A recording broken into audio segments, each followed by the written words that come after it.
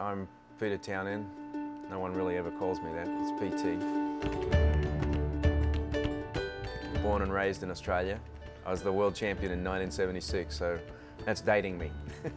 This footage is from a period of time around when maybe I was doing the best surfing of my life.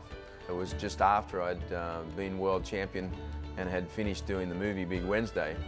And so I'd come off a year of being on a longboard for the movie Big Wednesday and was going back to my shortboards. And at that time it was a creative period of time, you know, it's like a musician was coming out with a new record and I had new moves in my head. I hadn't been in the contest environment for a year, so I'd had a lot of time to think about the actual what I was doing on the waves. And if you actually see, I'm surfing on a relatively short board for that time at a place called Off the Wall, which is the break just down from Backdoor Pipeline.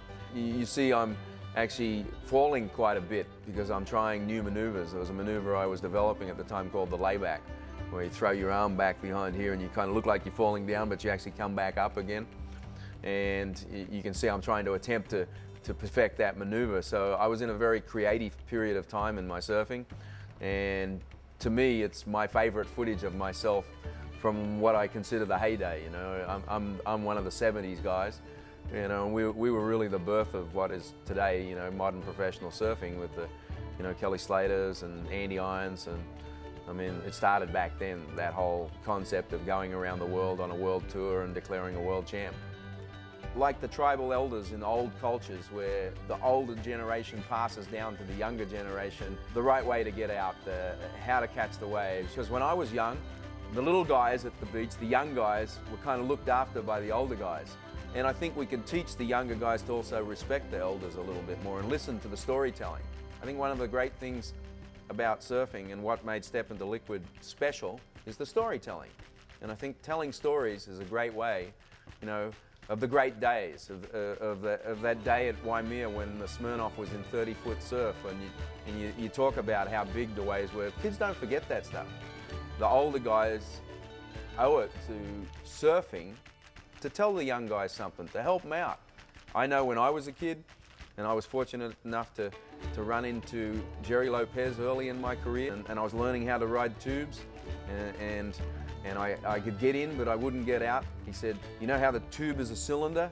He says, take this hand and put it in the center of the cylinder and you'll start coming out. And I went back to my surf spot called Kira, which is one of the most perfect hollow waves in the world, and I started doing that, putting my hand in, if you watch me surf, in the center of the tube, and I started coming out.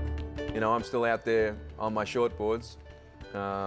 This year I actually did something I've never done before. In turning 50, I went on my first Indonesian boat trip with my sons, and we had one of the, maybe if not the best surf trip of my life. Perfect waves for days and days in northern Indonesia. Felt like I was surfing as good as I could possibly surf at age 50, you know, on small boards. You know, one thing about surfing is the stoke or the ride, the fire never goes, because you still think, even as you get older, you're still going to get a better ride tomorrow. There's going to be a better day, a better surf session, and you're going to get a better ride. And I don't think that goes away, and hopefully I can keep doing that for as long as, you know, your body will allow. I think your mind will probably allow you to do it a lot longer than your body, but I just hope I can stay out there. This year I went through major shoulder reconstruction on one side before that Indo trip, and I think the surfing was so great in Indo I wore the other one out, so I think I have to have that one fixed now. So I figure if I get this one fixed, I might be good for another 20 years.